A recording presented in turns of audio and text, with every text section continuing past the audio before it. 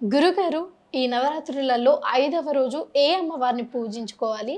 పూజించుకోవడం వల్ల ఎలాంటి లాభాలొస్తాయి అని మనం అనకూడదు.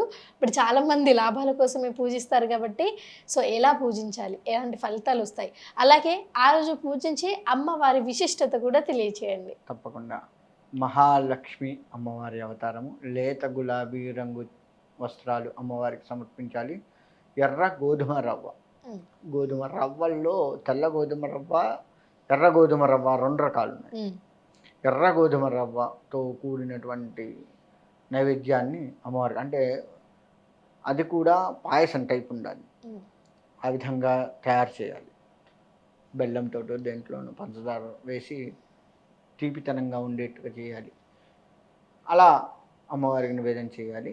ఇక్కడ మహాలక్ష్మి అంటే అందరికీ ధనం బాగా అవును. గుర్తొస్తుంది. మహాలక్ష్మి అనగానే ఎప్పుడు మా ఇంటికొస్తుందా అని ఎదురు చూసే డబ్బులు. వాళ్ళు ఉంటారు. హ్మ్. అసలు లక్ష్మీదేవి ఏమిస్తుంది? హ్మ్. డబ్బు ఇవ్వదు. హ్మ్. జ్ఞానాన్ని ఇస్తుంది. హ్మ్. అమ్మవారు దేంట్లో కూర్చుంటుంది? కమలం. కమలంలో కూర్చుంటుంది. మరి లక్ష్మీదేవే కదా హ్మ్. ఆమె. బంగారపు సింహాసనం మీద ఎందుకు కూర్చోలేదు? హ్మ్. ఎందుకు కూర్చోలేదు? ఈ సందేహం నాకెప్పుడు రాలేదు. But valid point. ఎవరికీ రాదు. హ్మ్. అంటే మహానుభావులు ఉన్నారు, అందరిని అనకూడదు. సాధారణంగా ప్రజల్లో అమ్మవారు అంటే లక్ష్మీదేవి. హ్మ్. లక్ష్మీదేవి డబ్బులు ఇస్తుంది, బంగారం ఇస్తుంది, అష్టలక్ష్మిగా కొలువై ఉంటుంది అనుకుంటాము. మరి బంగారము కూడా ఇవ్వగలదు, డబ్బులు కూడా ఇవ్వగలదు. ఆమె దగ్గర డబ్బులు చాలా ఉన్నాయి. బంగారు సింహాసనం మీద ఎందుకు కూర్చోలేదామా? హ్మ్. పువ్వే ఎందుకు దొరికింది హ్మ్. కదా? హ్మ్. పువ్వు మీద ఎందుకు కూర్చోవాలి? బంగారం మీద ఎందుకు కూర్చోదు? హ్మ్. అంటే మరి ఈ రోజు మహాలక్ష్మి రోజు, మహాలక్ష్మి దేవి రోజు మరి పూజించుకోవాలి, కోరికలు కోరుకోవాలి అంటే మహాలక్ష్మి అనగానే ఎవరైనా మా ఇంటికి కాస్త డబ్బు రావాలి అనే కోరుకుంటారు. మరి దీన్ని ఎలా మార్చుకొని కోరుకోవాలి? విషయం ఏంటంటే హ్మ్. అమ్మవారు కమలంలో కూర్చుంటుంది. హ్మ్. వికసించిన కమలము జ్ఞానానికి గుర్తు. హ్మ్. అంటే ఆమె శుద్ధమైన జ్ఞానాన్ని ఇస్తుంది. హ్మ్. ఆ జ్ఞానము ద్వారా నీవు నీ జ్ఞానాన్ని అంటే ఇప్పుడు ఇంగ్లీష్లో చెప్పండి టాలెంట్ ఉపయోగించుకోవాలంటాం. హ్మ్. ఉదాహరణగా మనం బీఆర్కేకి వచ్చాను నేను. హ్మ్. నాకు టాలెంట్ ఉండబట్టే నువ్వు నన్ను గమనించి పిలుచుకున్నావు. హ్మ్. లేకపోతే పిలుస్తావా? హ్మ్. అంటే నా టాలెంట్ని నేను ఇక్కడ వాడుకున్నాను. హ్మ్. అలానే ఎవరి టాలెంట్ వాళ్ళు వాడుకుంటే వాళ్ళకి తగ్గ ధనాన్ని అమ్మవారు అప్పుడు ఇస్తుంది. హ్మ్. నీ టాలెంట్ ఇప్పుడు యాంకర్గా వచ్చావురా, నువ్వు వచ్చినప్పుడు నిన్ను నీ పై ఆఫీసర్ ఇక్కడ అధికారి ఏం చేస్తారు? హ్మ్. ఒకసారి డెమో ఇవ్వవా అమ్మ అంటాడు. హ్మ్. ఇస్తావు. హ్మ్. ఓకే, సూపర్, బాగుంది. హ్మ్. నువ్వు చాలా ఇంతకు ముందు వాళ్ళకంటే కూడా నువ్వు బాగా చెప్తున్నావు అమ్మా. నీ శాలరీ సమ్ ఫిగర్ హ్మ్. 50,000 హ్మ్. డిక్లేర్ చేశాడు. అంటే నీకు టాలెంట్ ఉండబట్టి 50,000 వచ్చినాయి. సో, ఆ టాలెంట్‌నిచ్చేది మహాలక్ష్మి అని చెప్తున్నారు. అది మొత్తంగా చెప్పేది అంటే జ్ఞానాన్ని ఇస్తుంది. నీ జ్ఞానాన్ని పెంపొందించుకుంటే నీకు ధనం పెరుగుతూ ఉంటుంది. హ్మ్. నీకు జ్ఞానమే లేదు, ఇక్కడికి వచ్చినా కానీ వద్దులేమ్మా ఇల్లు అంటారు. హ్మ్. అవునా? హ్మ్. నీకంటే నీకని కాదు, మళ్ళీ తప్పనుకోకు ఓకే. చెప్తున్నాను. హ్మ్. అలా ఇప్పుడు మన కెమెరామెన్ ఉన్నారు, తను ఎంత అందంగా తీయగలుగుతారు. ఇంతకు ముందు వాళ్ళ కంటే కూడా చాకచక్యంగా వ్యవహరించి ఎడిటింగులు చేసి తీయగలిగితే హ్మ్. ఇంతకుముందు వాళ్ళకంటే ఇంకా బాగుంది, క్లియరెన్స్ ఉంది, హ్మ్.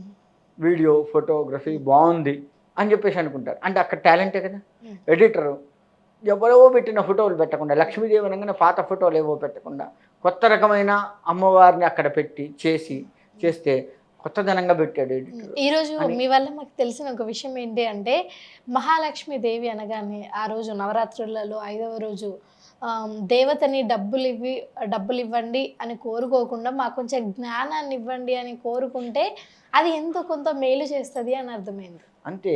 హ్మ్. టాలెంట్‌ని బయట పెట్టుకుంటే హ్మ్. పెట్టుకోగలిగితే అది అమ్మవారిస్తుంది. దాన్ని మనం మన బుద్ధితో ఉపయోగించి బయట పెట్టుకోగలిగితే, చూయించుకోగలిగితే హ్మ్. దాని నుంచి మనకు ధనం వస్తుంది. ఆ ధనాన్ని మళ్ళీ అమ్మవారు కాపాడుతుంది. వచ్చిన ధనం వృధా పోకుండా హ్మ్. అమ్మవారు కాపాడుతుంది.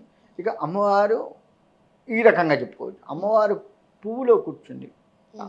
తామర పువ్వులో, కమలా పువ్వుల్లో కూర్చొని ఉంది అనుకుందాం. వికసించిన పువ్వులో కూర్చొని ఉంది. హ్మ్. వికసించిన పువ్వు మన మనస్సు. ఉమ్, మన మనస్సులో నిమిడీకృతమై ఉంది. ఉమ్, మనం అది గుర్తించట్లే. మన మనస్సు అనే పుష్పాన్ని అమ్మవారి పాదాల దగ్గర పెడితే అందులో ఆమె కూర్చొని ఉండి అష్టలక్ష్మి రూపంలో మనకు కావాల్సింది ఇస్తుంది. ఉమ్, అంటే అమ్మవారి ధ్యానం చేస్తూ ఉండాలి, నిష్కల్మషముగా, ఎటువంటి కోరిక లేకుండా మనస వాచ కర్మణ చేస్తూ ఉండాలి. ఆ విధంగా అమ్మవారి ధ్యాసలో ఉన్నట్లయితే ఆమె మన మనస్సులో, మన మనస్సు అనే కమలంలో అధిష్ఠించి మనకి అష్టలక్ష్మి రూపంగా మన ఇంట్లో కొలువయ్యి అన్నీ ఇస్తుంది. ఉమ్, ఇవాళ మనం భగవంతుడికి, అమ్మవారు కానీ స్వామివారు కానీ, భగవంతుడికి ఆ పువ్వు పెట్టగలుగుతున్నాం, మనస్సు అనే పువ్వు పెట్టగలుగుతున్నామా? ఉమ్, బాడీ లేదు. ప్రజెంట్, మైండ్ ఆబ్సెంట్ లాగానే ఉన్నాం తప్ప మనం శరీరం ఇక్కడ ఉంది, మన మనస్సు అనేక చోట్ల తిరుగుతూ ఉంది.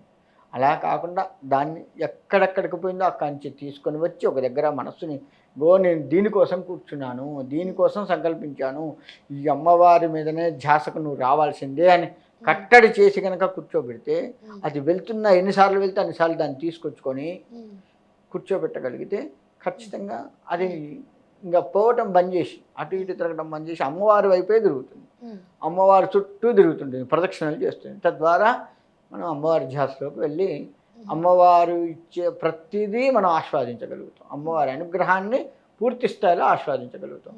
లక్ష్మీదేవి అంటే అది ఇచ్చేది, ఎంతసేపు డబ్బులు అనే కాదు. ఉమ్. గురుగారు, ఈ మహాలక్ష్మి దేవి ఉంటారు కదా, అంటే ఈ నవరాత్రులలో 5వ రోజు కదా గురుగారు, ఎలా అంటే ఎలాంటి నైవేద్యం పెడితే ఇష్టపడి ఆ, ఎర్ర తింటారు? గోధుమ రవ్వ ఎర్రగా. ప్రసాదం. గురుగారు, ధన్యవాదాలు. మంచిదమ్మా. నిస్వహారం.